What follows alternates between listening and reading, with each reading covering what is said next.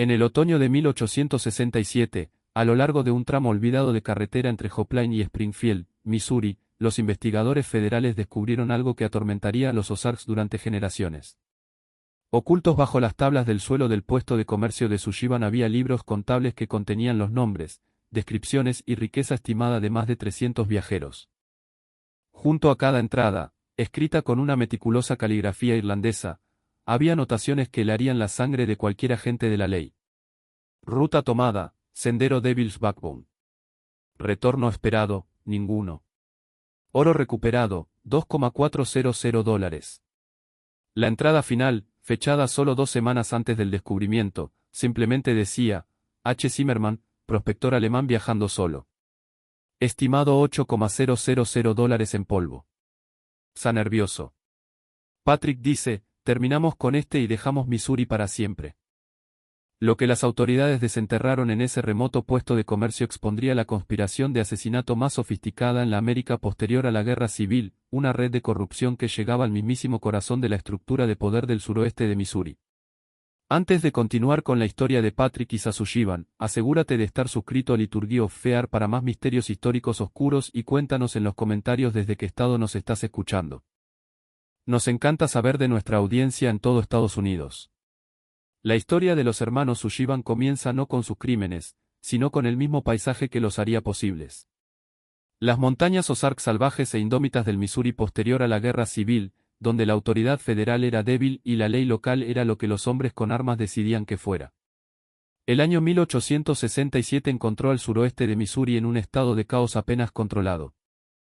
La Guerra Civil había terminado solo 2 años antes, pero sus heridas corrían profundas por las colinas Ozark. Antiguos guerrilleros confederados aún vagaban por los densos bosques, ahora convertidos en bandidos comunes. Veteranos de la Unión, muchos de ellos inmigrantes irlandeses que habían luchado por la promesa de tierra y prosperidad, se encontraban luchando por ganarse la vida en una región que los veía con sospecha y hostilidad. Fue en este entorno que Patrick y Sullivan llegaron en la primavera de 1864, 2 hermanos del condado de Cork que habían servido con la 9ª Infantería de Missouri. Patrick, el mayor a los 32 años, poseía una mente aguda para los negocios y una lengua aún más afilada que podía sonsacar información al viajero más cansado. Sa, de 28 años y construido como un boxeador de peso, había aprendido durante la guerra que la violencia, bien aplicada, podía resolver la mayoría de los problemas que el encanto no podía. Establecieron su puesto de comercio en lo que los locales llamaban Cruce Shown, donde la carretera principal de Joplin a Springfield se cruzaba con el sendero Devil's Backbone, una ruta traicionera pero más corta a través del corazón de los Ozarks.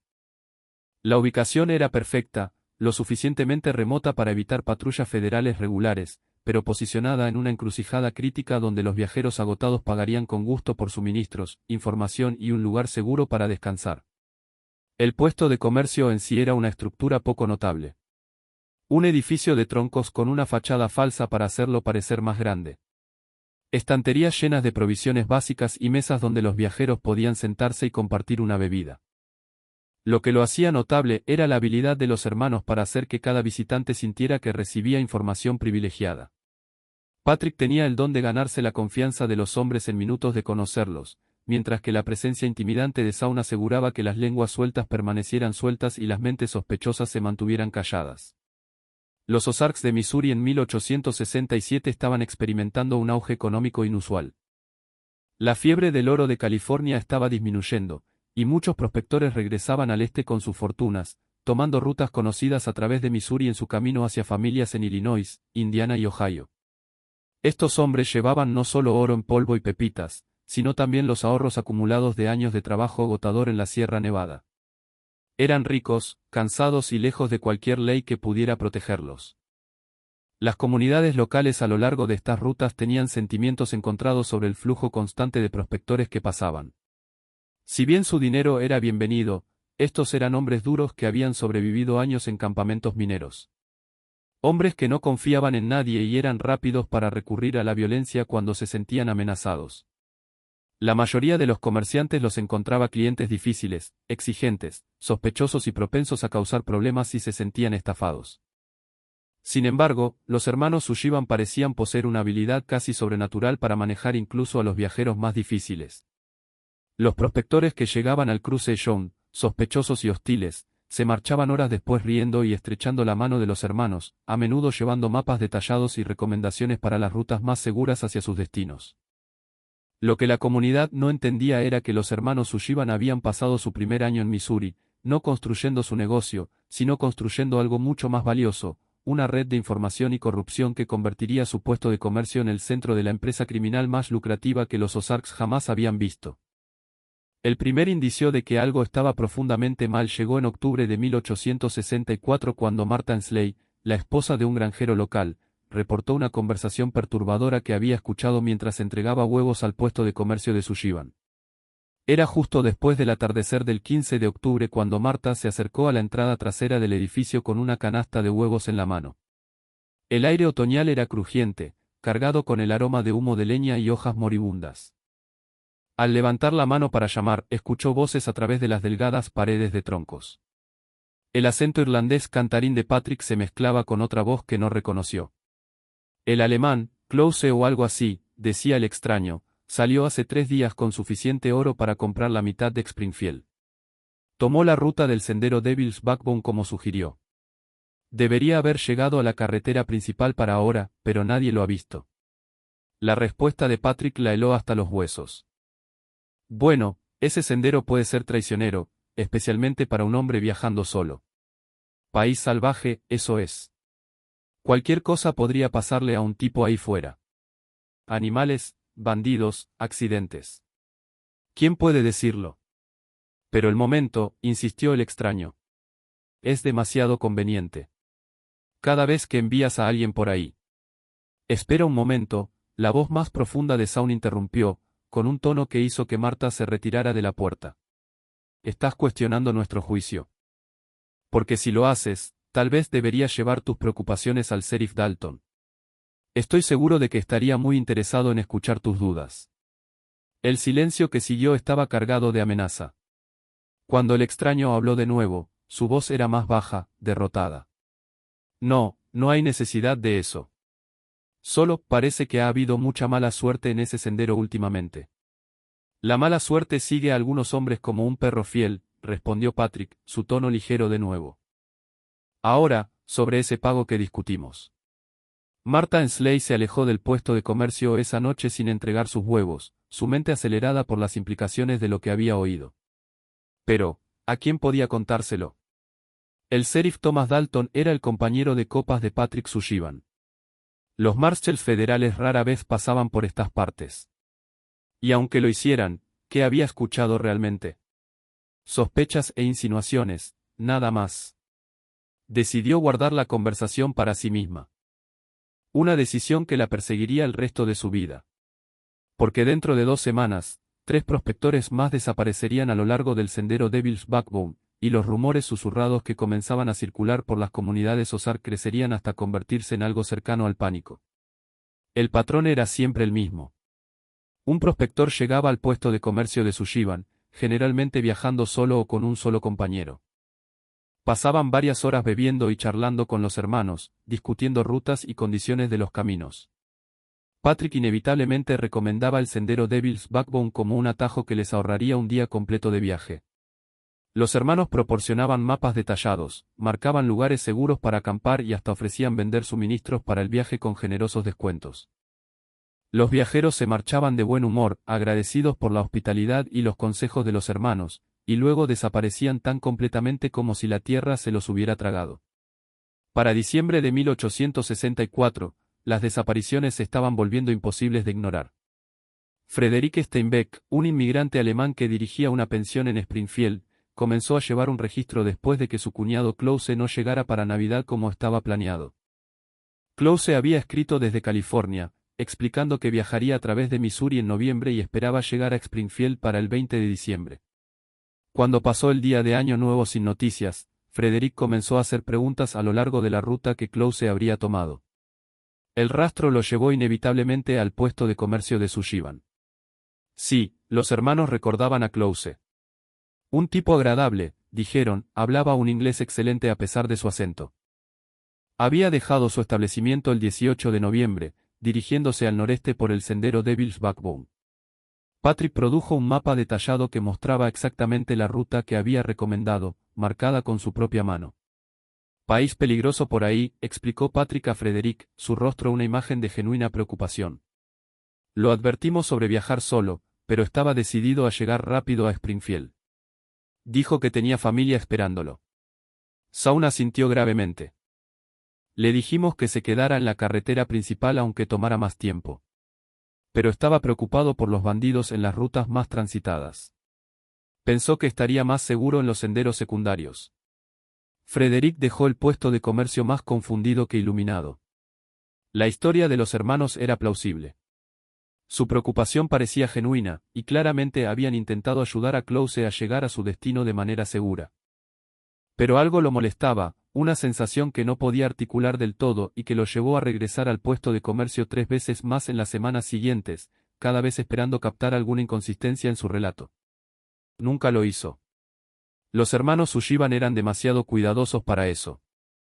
A medida que el invierno dio paso a la primavera de 1865, las comunidades entre Hopeline y Springfield comenzaron a notar una tendencia inquietante. El número de viajeros reportados como desaparecidos a lo largo de las diversas rutas a través de los Ozarks estaba aumentando constantemente, pero las desapariciones parecían concentrarse en áreas específicas, particularmente en la red de senderos que se desviaban de la carretera principal cerca del puesto de comercio de Sullivan. La respuesta de las autoridades locales fue, en el mejor de los casos, tibia. El sheriff Thomas Dalton, un exoficial de caballería confederada que había regresado a la aplicación de la ley tras el fin de la guerra, atribuyó públicamente las desapariciones a la ley general que azotaba la región. Tenemos restos confederados, desertores de la Unión, bandidos y Dios sabe qué más corriendo por estas colinas, les diría a los ciudadanos preocupados. Un hombre viaja solo con una fortuna en oro, está poniendo su vida en sus manos. Esa es solo la realidad de nuestra situación. Sin embargo, en privado, Dalton estaba volviéndose cada vez más incómodo con el patrón de desapariciones. No porque sospechara de los hermanos Sullivan. Todo lo contrario, Patrick Sullivan se había convertido en una de sus fuentes de información más confiables sobre actividades criminales en la región. El irlandés parecía tener una habilidad casi sobrenatural para predecir dónde era probable que ocurriera un problema, a menudo proporcionando a Dalton pistas que llevaban a arrestos exitosos de criminales genuinos. De hecho, los hermanos Sullivan habían ayudado a Dalton a resolver más crímenes en sus 2 años de operación que él en los 5 anteriores. Reportaban personajes sospechosos, identificaban bienes robados vendidos por comerciantes poco escrupulosos y hasta proporcionaron testimonios que habían llevado a la condena de varios bandidos y asesinos auténticos. Esta cooperación les había ganado no solo la confianza de Dalton, sino también su protección. Cuando Frederick Steinbeck persistió en hacer preguntas sobre su cuñado desaparecido, fue Dalton quien finalmente le dijo en términos inequívocos que dejara de molestar a hombres de negocios honestos con sus teorías salvajes. Los hermanos Sullivan han hecho más para traer ley y orden a esta región que cualquier otro ciudadano que pueda nombrar, informó Frederick durante una discusión acalorada en su oficina en marzo de 1865. Me han ayudado a poner a criminales genuinos tras las rejas. Han proporcionado información que salvó vidas, y nunca han pedido nada a cambio excepto el derecho a operar su negocio legítimo en paz. Ahora, entiendo que estás preocupado por tu familia, pero eso no te da derecho a acosar a buena gente con sospechas infundadas. Frederick dejó la oficina del sheriff ese día, sabiendo que no recibiría ayuda de las fuerzas del orden locales. Pero no era la única persona haciendo preguntas, y la red de familias y amigos preocupados estaba creciendo con cada mes que pasaba. Mientras tanto, los hermanos Sullivan estaban expandiendo su operación de maneras que habrían sorprendido incluso a sus críticos más duros. El puesto de comercio se había convertido en el centro de una red de información que se extendía desde la frontera de Kansas hasta la línea de Arkansas. Cada viajero que se detenía proporcionaba inteligencia valiosa. De dónde venían, a dónde iban, cuánto dinero llevaban, si viajaban solos o en grupos. Patrick llevaba registros meticulosos de estas conversaciones, pero no en los libros que mostraba a los clientes o a los funcionarios ocasionales que visitaban. Oculta bajo un suelo falso en la habitación trasera del puesto de comercio había una colección de cuadernos que leían como una guía de un genio criminal para la víctima perfecta. Cada entrada contenía no solo información básica, sino perfiles psicológicos que habrían impresionado a investigadores entrenados. Patrick había desarrollado un enfoque casi científico para identificar los objetivos más rentables.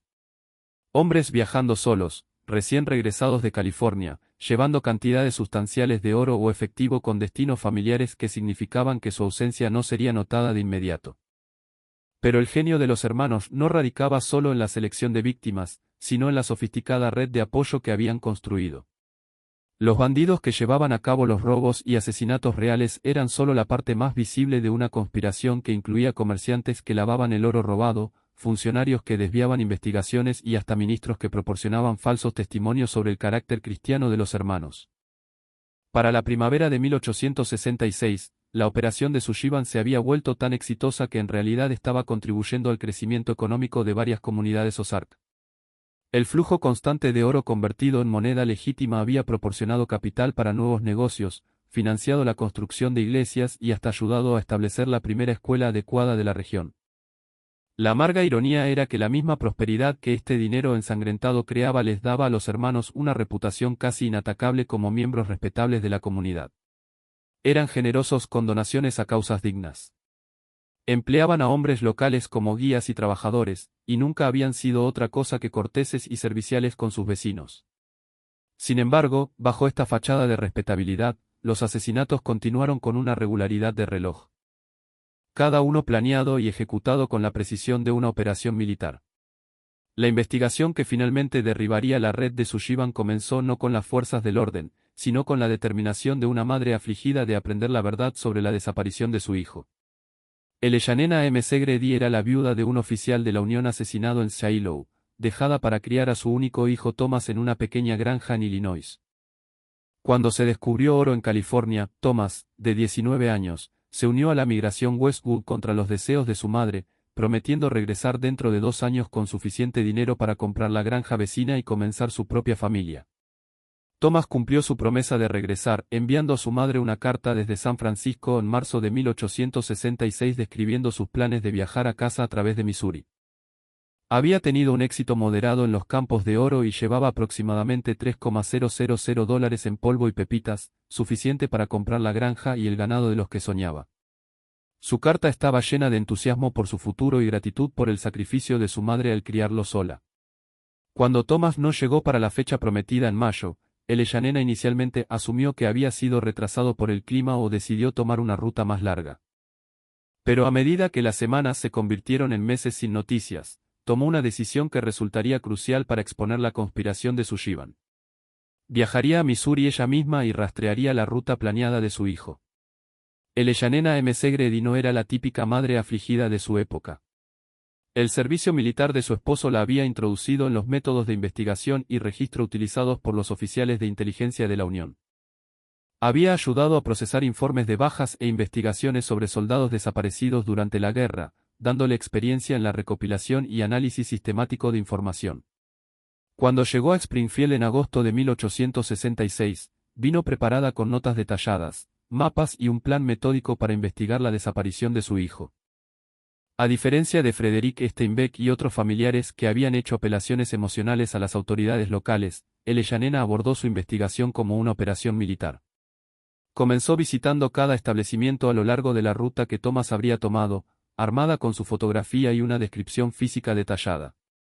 En cada parada, registraba cuidadosamente lo que le decían, anotando inconsistencias y recopilando información sobre otros viajeros desaparecidos. El patrón que emergió era tanto claro como perturbador. Múltiples establecimientos recordaban a Thomas M. Segretti. Había sido un joven educado y bien hablado que hacía preguntas inteligentes sobre las condiciones de los caminos y pagaba sus cuentas puntualmente. Pero después de dejar el puesto de comercio de Sullivan el 15 de abril de 1866, simplemente había desaparecido. Cuando Eleyanena finalmente llegó al puesto de comercio de Sullivan en septiembre, ya estaba segura de que este sería el último lugar donde alguien había visto a su hijo con vida. Lo que no esperaba era cuán completamente preparados estarían los hermanos para su investigación. Patrick Sullivan la recibió calurosamente, expresando genuina simpatía por su pérdida y produciendo de inmediato registros detallados de la visita de su hijo. Según sus notas, Thomas había llegado el 15 de abril, comprado suministros y pasado varias horas discutiendo opciones de ruta. Patrick afirmó haber recomendado la carretera principal a Springfield, advirtiendo específicamente a Thomas sobre los peligros de tomar atajos por áreas menos transitadas. Su hijo era un joven excelente, señora McCready, le dijo Patrick, su acento irlandés cargado de emoción. Me recordaba a mi propio hermano menor en el condado de Cork. Intenté convencerlo de que esperara a un grupo más grande para viajar con él, pero estaba ansioso por llegar a casa. Dijo que tenía promesas que cumplir con su querida madre. Saun produjo un mapa marcado con la ruta que afirmaban haber recomendado, la carretera principal más larga pero segura que habría llevado a Thomas directamente a Springfield. Incluso proporcionaron los nombres de otros viajeros que habían estado en el puesto de comercio ese día y podían confirmar su versión de los eventos. Eleanor dejó la reunión impresionada por la obvia preocupación de los hermanos y sus registros detallados. Pero algo la molestaba sobre el encuentro, una sensación que no podía identificar. No fue hasta que estaba a mitad de camino de regreso a Springfield que se dio cuenta de que la había inquietado. Patrick Sullivan sabía demasiado sobre las circunstancias personales de su hijo. Detalle que Thomas nunca habría compartido con extraños. ¿Cómo sabía Patrick que Thomas era su único hijo? ¿Cómo sabía de las promesas que su hijo había hecho respecto a la compra de la granja? ¿Cómo sabía que Thomas llevaba exactamente $3,000 en oro?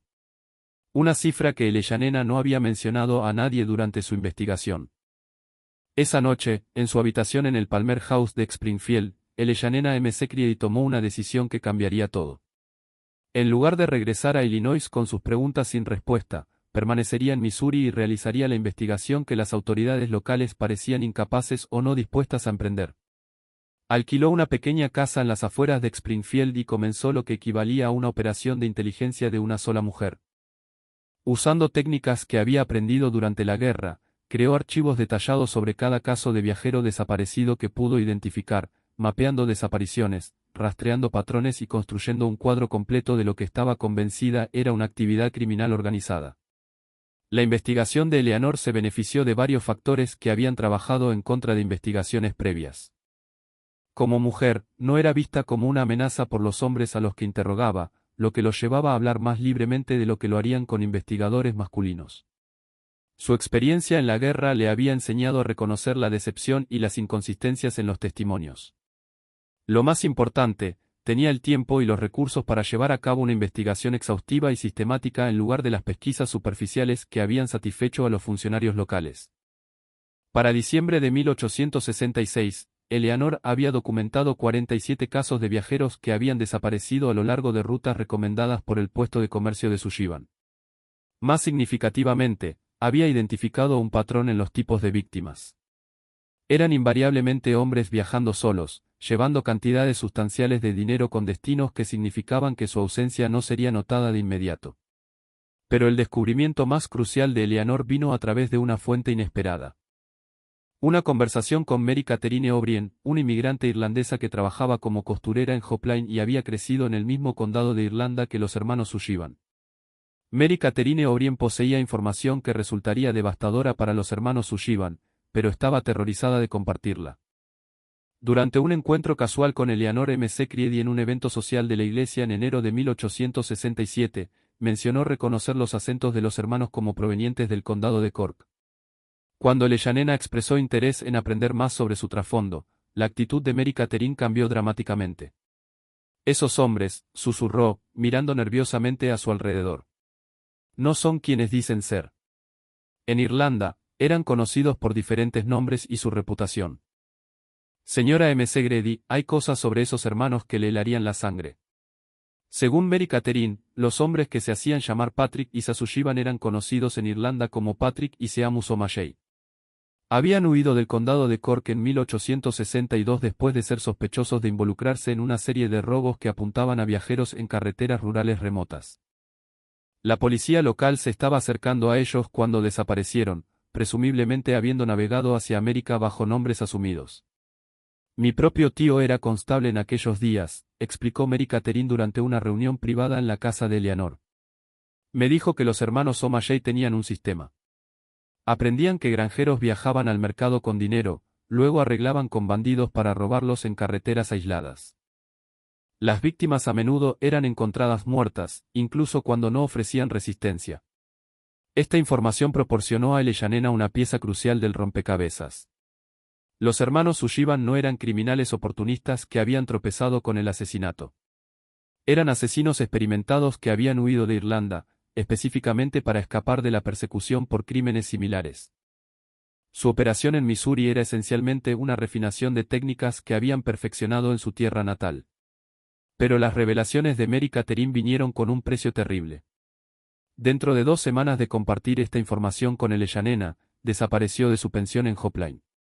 Su casera reportó que había salido repentinamente durante la noche, llevando solo una pequeña bolsa de pertenencias personales.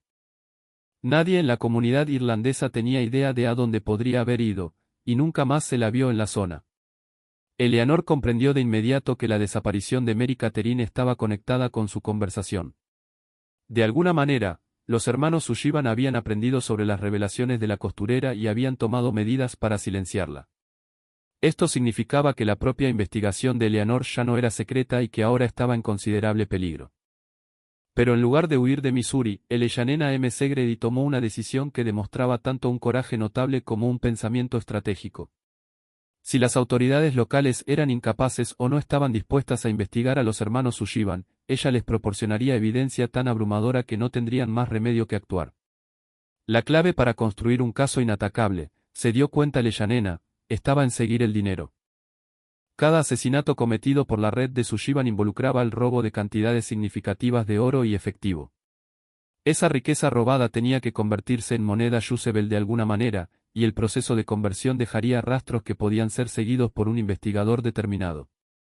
Eleyanena comenzó a pasar sus días en el distrito financiero de Springfield, visitando bancos, casas de cambio y comerciantes de oro bajo el pretexto de realizar sus propias transacciones comerciales. Lo que descubrió fue una compleja red de relaciones financieras que giraba en torno a Cornelius McBride, el propietario de la casa de cambio más grande de Springfield.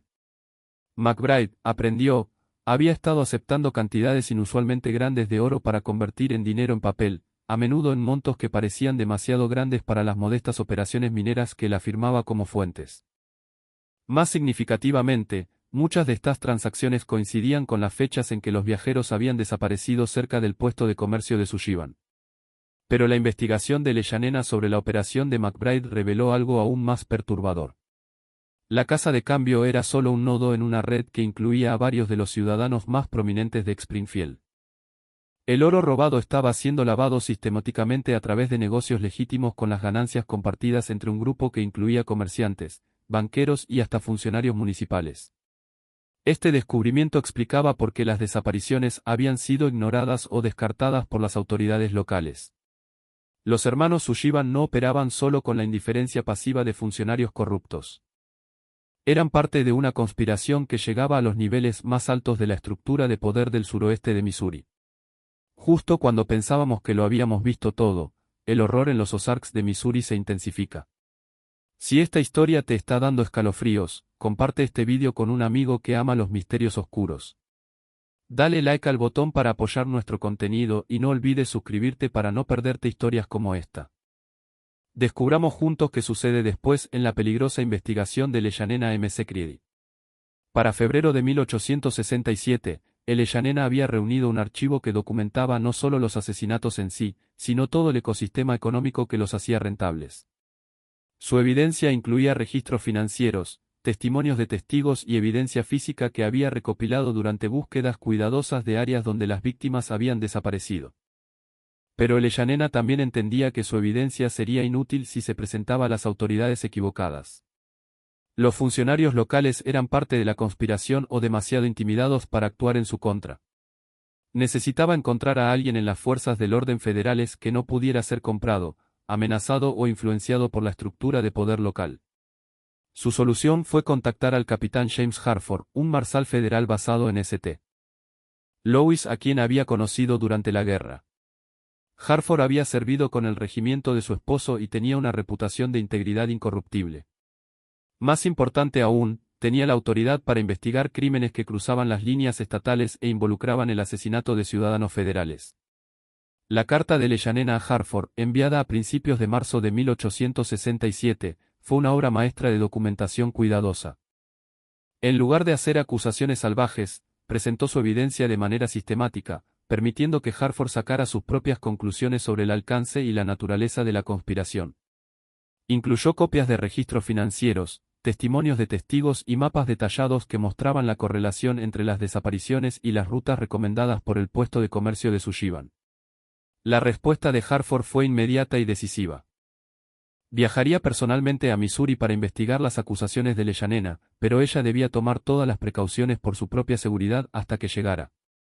El Marsal federal entendía, incluso desde la carta cuidadosamente redactada de Leyanena, que ella había descubierto algo mucho más peligroso que un simple bandolerismo. Pero los hermanos Sullivan tenían sus propias fuentes de información dentro de las fuerzas del orden federales, y se enteraron de la planeada investigación de Hartford dentro de días de su decisión de viajar a Missouri.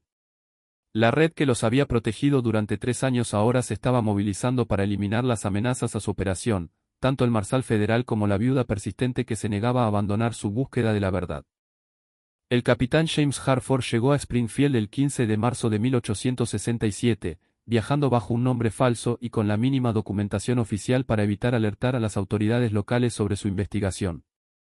Su primera reunión con el Leyanena M.C. Grady tuvo lugar en el sótano de una iglesia luterana cuyo pastor había aceptado proporcionar una ubicación segura para sus discusiones. Lo que Eleanor compartió durante esa reunión de 3 horas superó incluso las expectativas de Hartford sobre el alcance de la conspiración criminal. Su evidencia meticulosamente documentada reveló no solo una serie de asesinatos, sino una empresa criminal sofisticada que había corrompido comunidades enteras y generado ganancias que rivalizaban con negocios legítimos. Hartford estaba particularmente impresionado por el descubrimiento de Eleanor de la red financiera.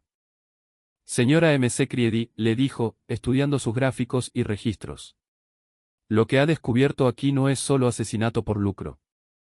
Esto es crimen organizado a una escala que nunca ha encontrado. Estos hombres han creado esencialmente su propia economía en la sombra construida con dinero ensangrentado.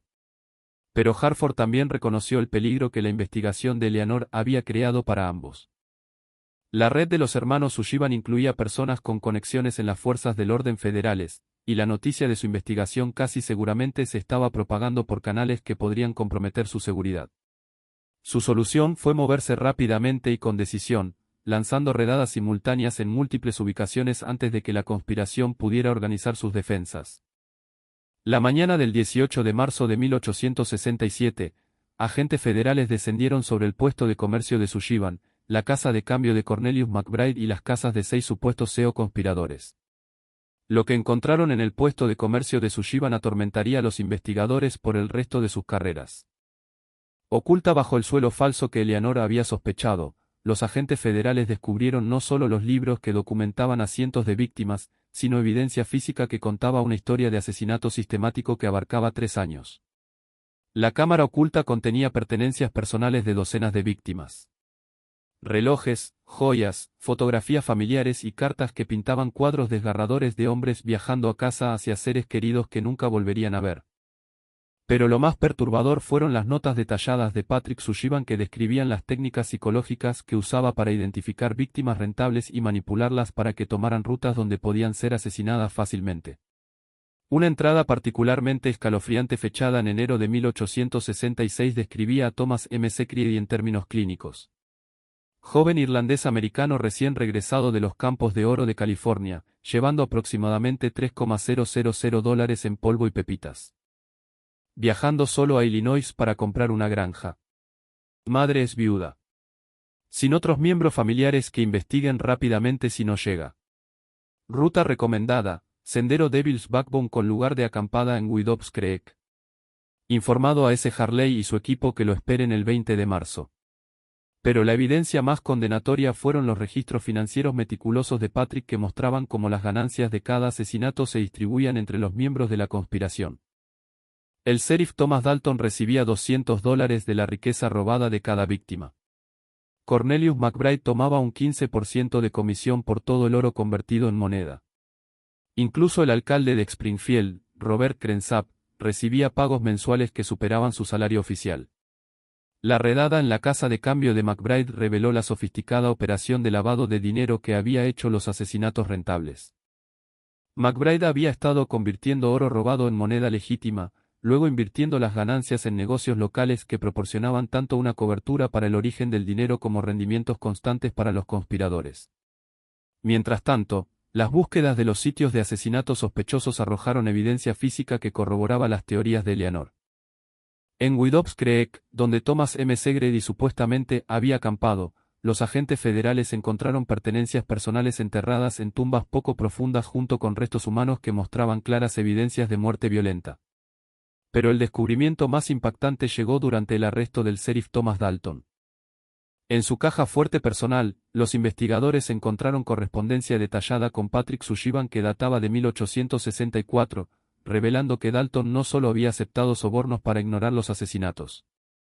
Había participado activamente en su planificación. Una carta de Sullivan a Dalton, fechada en septiembre de 1866, decía, «La mujer M. Segretti sigue haciendo preguntas. El caso de su hijo fue uno de nuestros más rentables, y parece determinada a aprender la verdad. Tal vez sea hora de que se una a su hijo en el sendero Devil's Backbone. Estos tipos persistentes rara vez se rinden por sí solos, y se está convirtiendo en una amenaza genuina para nuestro arreglo».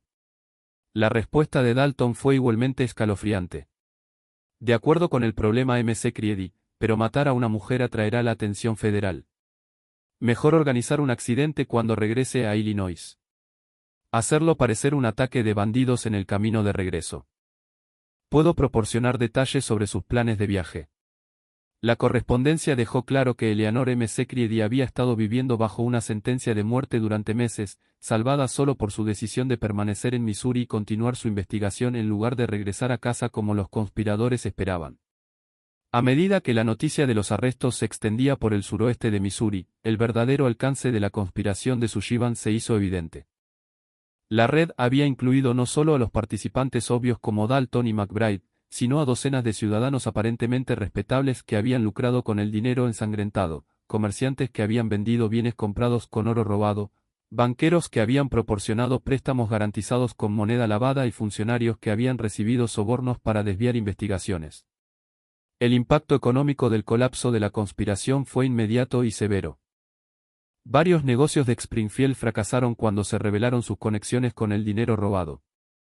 La casa de cambio de la ciudad cerró permanentemente, dejando a clientes legítimos luchando por recuperar sus ahorros. Incluso la primera iglesia metodista de Springfield enfrentó una crisis financiera cuando los investigadores revelaron que una parte sustancial de su fondo de construcción había provenido de donaciones hechas con ganancias de asesinatos lavadas. Pero la revelación más perturbadora de la conspiración vino de Patrick Sullivan mismo durante su interrogatorio por agentes federales. Frente a evidencia abrumadora y la certeza de ejecución, proporcionó una confesión completa que reveló la verdadera escala de sus operaciones. Entre abril de 1864 y marzo de 1867, la red de Sullivan había asesinado a 127 personas a lo largo de las diversas rutas a través del suroeste de Missouri. Las víctimas habían llevado un total combinado de más de $400,000 en oro y moneda, una suma astronómica para la época. Los asesinatos habían sido planeados y ejecutados con la precisión de una operación militar usando redes de información que rivalizaban con las de servicios de inteligencia profesionales. No éramos bandidos, explicó Patrick a los investigadores con un orgullo perturbador. Los bandidos son criaturas toscas e impulsivas que toman riesgos tontos por pequeñas recompensas. Nosotros éramos hombres de negocios que entendíamos que la información es más valiosa que las armas y que la planificación sistemática elimina la mayoría de los riesgos mientras maximiza las ganancias. La confesión de Sullivan fue menos detallada pero igualmente escalofriante. Describió los asesinatos reales con el desapego profesional de un soldado discutiendo operaciones de combate. La mayoría de las víctimas habían sido asesinadas rápida y eficientemente, a menudo por miembros de la conspiración que eran hábiles en la violencia, pero desconocidos para las víctimas. Los asesinatos estaban diseñados para parecer ataques de bandidos o accidentes, con los cuerpos descartados de maneras que hacían improbable su descubrimiento. Pero las confesiones de los hermanos también revelaron algo que aterrorizó a los investigadores. La red de Sullivan no era única. Habían estado en contacto con operaciones similares en otros estados, compartiendo técnicas y ocasionalmente coordinando actividades. El asesinato sistemático de viajeros por lucro se estaba convirtiendo en una industria criminal organizada con redes que abarcaban múltiples estados. Los juicios de los miembros de la conspiración de Sullivan comenzaron en el Tribunal Federal de Saint Louis en octubre de 1867, atrayendo la atención nacional a lo que los periódicos llamaron la «máquina de asesinatos de Missouri». Las evidencias presentadas por el Elyanen A. Secreedy y los investigadores federales revelaron un nivel de sofisticación criminal que sorprendió incluso a agentes de la ley experimentados. Patrick y Sasujivan fueron condenados por 127 cargos de asesinato y ejecutados por ahorcamiento el 14 de febrero de 1868. Sus ejecuciones atrajeron multitudes de más de 3,000 personas, muchas de ellas familiares de víctimas que habían viajado desde todo el país para presenciar que se hiciera justicia. Incluso en la muerte, Patrick Sushivan no mostró remordimiento. Se dice que le dijo al capellán de la prisión: les dimos muertes rápidas, lo cual es más misericordia de la que este mundo suele proporcionar. El sheriff Thomas Dalton y 12 conspiradores más recibieron sentencias de prisión federal de por vida. Cornelius McBride y 6 conspiradores adicionales fueron sentenciados a 20 años cada uno. Los juicios revelaron el alcance total de la corrupción de la red y proporcionaron cierre a familias que habían pasado años preguntándose por sus familiares desaparecidos. El Elyanar Secreedy se convirtió en algo así como una heroína nacional. Elogiada en periódicos de todo el país por su determinación y habilidades investigativas, el gobierno federal le ofreció un puesto con la recién formada división investigativa que eventualmente se convertiría en el FBI, pero ella declinó, eligiendo regresar a Illinois y su tranquila vida en la granja familiar. Pero la victoria de Elyanar tuvo un costo personal tremendo. Había descubierto la verdad sobre el asesinato de su hijo, pero ese conocimiento no trajo paz. Thomas Secreedy había muerto violentamente y solo. Sus sueños de comprar una granja y formar una familia destruidos por hombres que lo veían como nada más que una fuente de lucro. Las descripciones detalladas de sus últimas horas reveladas durante la confesión de Patrick Sushivan atormentaron a Elyanar el resto de su vida. El caso Sushivan también expuso la vulnerabilidad de las redes de transporte de América al crimen organizado. El gobierno federal respondió estableciendo rutas de patrulla regulares a lo largo de los principales corredores de viaje y creando sistemas de comunicación que permitían a las agencias de aplicación de la ley en diferentes estados coordinar investigaciones. Pero tal vez el impacto más duradero de la conspiración de Sushivan fueron las preguntas que planteó sobre la confianza y la comunidad en la América posterior a la Guerra Civil. La red había tenido éxito durante 3 años, no a través de la violencia y la intimidación, sino a través de la habilidad de los hermanos para aparecer como miembros útiles y respetables de su comunidad. Habían explotado la tendencia natural humana a confiar en aquellos que parecen amables y serviciales, usando esa confianza para identificar y asesinar a sus víctimas. El puesto de comercio en Cruce John fue quemado hasta los cimientos por agentes federales después de que concluyera la investigación, pero la intersección donde estaba seguía siendo evitada por los viajeros durante décadas después. Los residentes locales reportaron sentir una inexplicable sensación de inquietud al pasar por el sitio. Si esto se debía a influencias sobrenaturales o simplemente al impacto psicológico de saber que había ocurrido allí sigue siendo objeto de especulación. Los archivos del caso de la investigación de Sushivan fueron sellados por las autoridades federales y permanecen clasificados hasta el día de hoy. Aunque algunos historiadores creen que esto se debe al descubrimiento de redes criminales similares en otros estados en lugar de cualquier elemento sobrenatural en el caso de Missouri. El alcance total de la actividad criminal organizada que apuntaba a viajeros en la América posterior a la Guerra Civil podría no entenderse completamente nunca. En 1902, 35 años después de la ejecución de los hermanos Sushivan, trabajadores de la construcción que construían una línea ferroviaria a través de los Ozarks descubrieron una fosa común que contenía los restos de 47 personas a lo largo del antiguo sendero Devil's Backbone. Las pertenencias personales encontradas con los cuerpos coinciden con las descripciones de los archivos del caso Sushivan, confirmando que incluso las confesiones detalladas de los hermanos no habían revelado la plena extensión de sus crímenes. El descubrimiento de víctimas adicionales tantos años después de la muerte de los hermanos planteó preguntas inquietantes sobre el verdadero alcance de su operación. ¿Habían estado operando por más tiempo de lo que alguien se daba cuenta? ¿Había otros sitios de asesinato que los investigadores nunca descubrieron? Lo más inquietante de todo, habían escapado otros miembros de su red de la justicia y continuado sus actividades en otro lugar. Eleanor Secreedy murió en 1894. Llevándose muchos secretos de su investigación a la tumba. Sus papeles personales donados a la Sociedad Histórica de Illinois revelaron que continuó investigando desapariciones similares en otros estados hasta su muerte, convencida de que la red de Sushivan había sido parte de una empresa criminal mucho más grande que se extendía por la frontera americana. Entre sus papeles había una carta que había comenzado a escribir a las autoridades federales solo semanas antes de su muerte, describiendo lo que creía eran operaciones similares en Colorado, Nebraska y Texas. La carta nunca se completó, pero sus notas sugieren que había identificado patrones de desapariciones que reflejaban el caso de Missouri en detalles inquietantes. El misterio final del caso Sullivan yace no en lo que se descubrió, sino en lo que permanece oculto. Los investigadores federales estimaron que los hermanos habían asesinado a 127 personas, pero los propios registros de Patrick Sullivan sugieren que el número era significativamente mayor.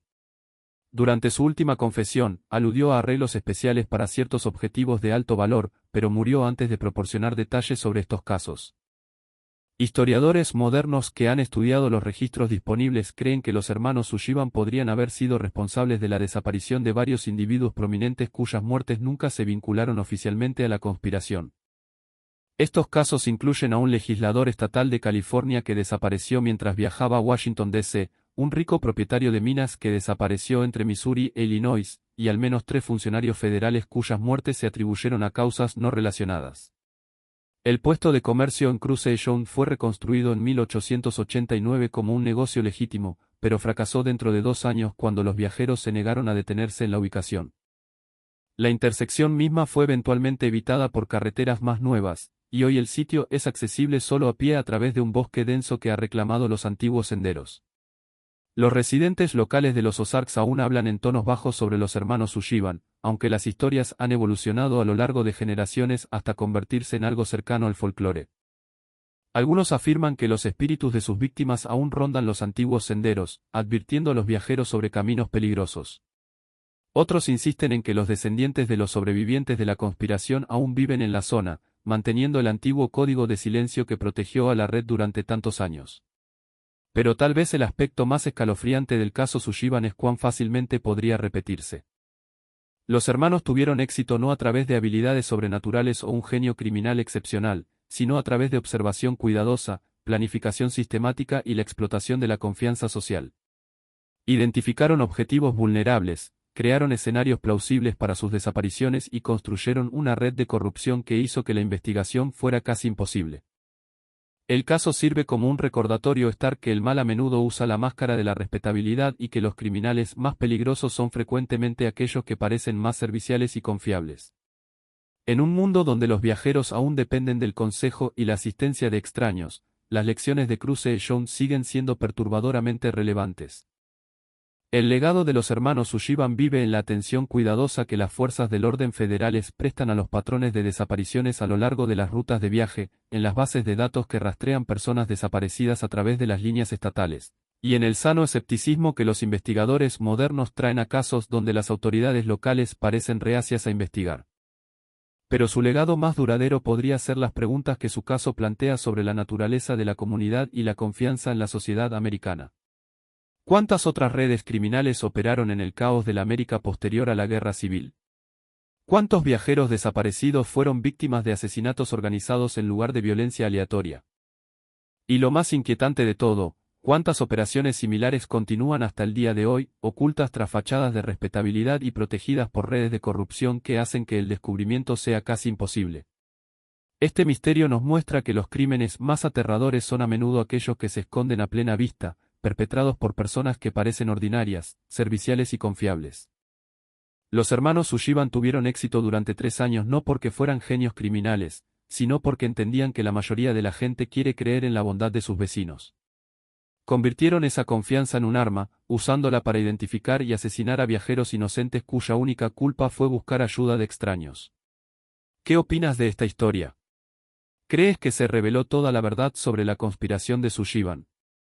Los archivos del caso siguen parcialmente clasificados incluso hoy, sugiriendo que los investigadores federales descubrieron conexiones y evidencias que aún se consideran demasiado sensibles para su liberación pública. Deja tu comentario abajo. Nos encantaría escuchar tus teorías sobre lo que realmente sucedió en esas colinas Ozark de Missouri. Si disfrutaste de este relato y quieres más historias de horror histórico como esta, suscríbete a Liturgio Fear, activa la campana de notificaciones y comparte este vídeo con alguien que ame los misterios oscuros del pasado de América. Las sombras de la historia guardan muchos secretos y continuaremos explorándolos juntos. Hasta la próxima, recuerda que los criminales más peligrosos son a menudo aquellos que parecen más ansiosos por ayudar.